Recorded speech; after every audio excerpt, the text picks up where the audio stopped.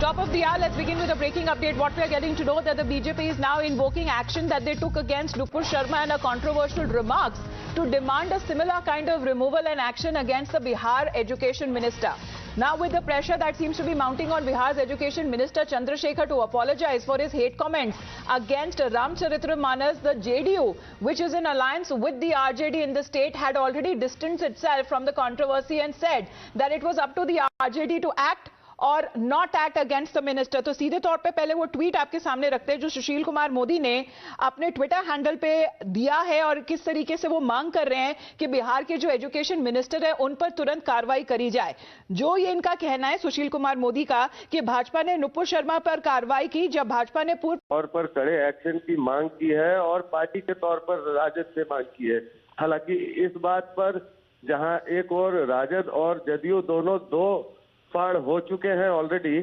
और एक धड़े की मांग है कि इस तरह के बयान नहीं दिए जाने चाहिए और इस कौशन बरता जाना चाहिए, जबकि दूसरा धड़ा पूरी तरह से बयान के सामने है। इस पूरे घटनाक्रम के बीच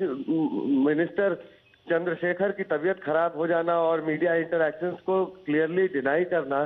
ये जरूर सवाल खड़े करता है कि क्या राजद के अंदर भी इस बात को लेकर कोई बड़ी चर्निंग चल रही है।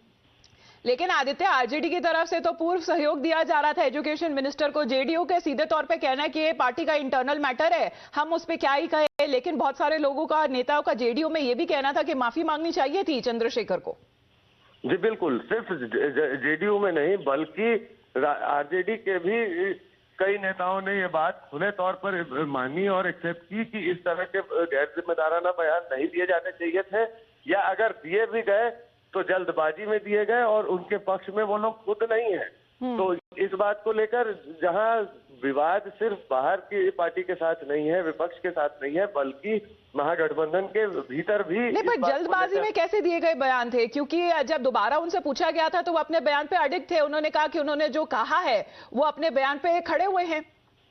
जी बिल्कुल, जहां तक बात देखी जाए तो इससे पहले भी पटना यूनिवर्सिटी के 106वें फाउंडेशन डे के दिन इन्होंने अपने भाषण के बीच ठीक वही सारी बातें कही थी और ये इनका पुराना लाइन रहा है। हालांकि इस बात को जब दूसरे सोच वाले लोगों ने, पक्ष और विपक्ष दोनों के लोगों ने जब इस पर इवेलुएट किया तो ज्यादातर लोगों ने इसको उसी तरह से समझाने की कोशिश की है ये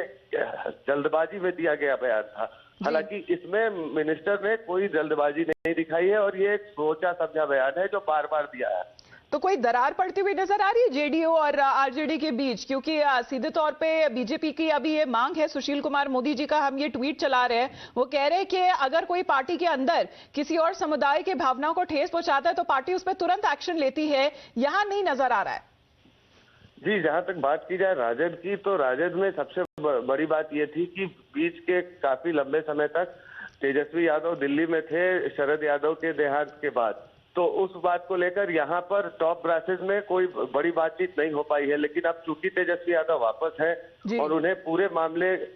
की जानकारी हो चुकी है, तो अब देखना ये होगा कि तेजस्वी यादव या आरजेडी का थिंक टैंक इस मामले में आगे क्या डिसाइड करता है, मामला किस तरफ जाता है। चलिए, बने रहिए हमारे साथ आदित्य। एक बार फिर से अपने दर्शकों को दिखा देते हैं कि जो ट्वीट आया है सामने सुशील कुमार मोदी जी का, बीजेपी के लीडर है, सीनियर लीडर है, और किस तरीके से वो सामने रख रहे हैं जो बात जो बिहार के एजुकेशन मिनिस्टर ने रामचरितमानस पर जो टिप्पणी करी थी और विवादित टिप्पणी करी थी, उसको लेकर बीजेपी की तरफ से बयान आया है कि और ये कहा गया है कि तेजस्वी यादव अपने ही मंत्री और नेता के खिलाफ एक्शन क्यों नहीं ले रहे। यहाँ पे JDU seems to be in a fix there because many of the leaders not agreeing also with what Mr. Chandrasekhar, the Bihar Education Minister, had to say, but now it is the BJP which is now asking and demanding a removal of this Bihar Minister. Let's